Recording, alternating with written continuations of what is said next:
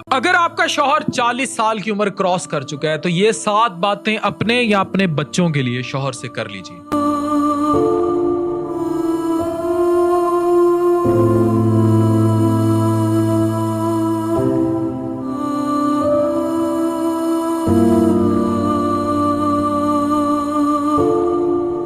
जिंदगी के इतने साल साथ गुजारना एक अचीवमेंट है, लेकिन एक वक्त आता है जब औरत को कुछ जवाब चाहिए होते हैं, सीधे और दिल से। ये सवाल आसान नहीं लेकिन जरूरी है। नंबर 1, क्या तुम अब भी मेरे साथ वफादार हो? औरत हर उम्र में सिर्फ एक वफा चाहती है। इतने साल साथ रहकर कभी लगता है कि खामोशी की एक दीवार सी खड़ी हो गई है।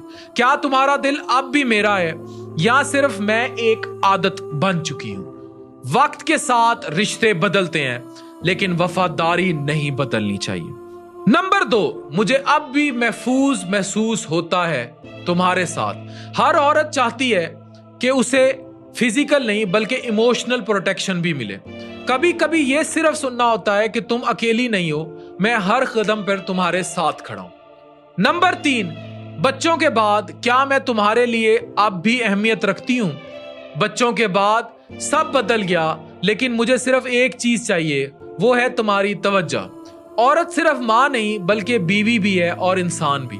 नंबर 4, तुम मेरी खुशी के लिए क्या छोड़ रहे हो? क्या छोड़ोगे?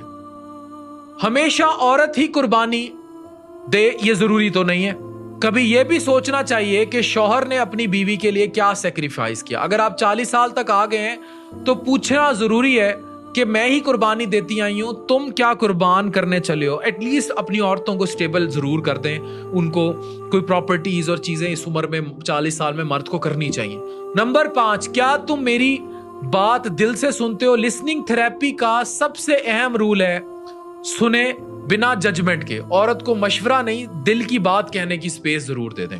नंबर 6, हमने कभी अपनी जायदाद और बच्चों की फ्यूचर, ये बड़ा इंपॉर्टेंट पॉइंट था जो मैंने रेस करना था कि बच्चे बाद में जायदादें ढूंढते रह जाते हैं। 40 साल से ऊपर मर्द की कोई प्लानिंग ही नहीं होती कि वो ट्रांजैक्शन करे, कोई लीगल कोई फाइनेंशियल प्लानिंग उसको सिक्योर ही नहीं किया होता, ना बीवी को ना बच्चों को, सारा कुछ नप के बैठे होते हैं। ये चीजों को थोड़ा करना चाहिए।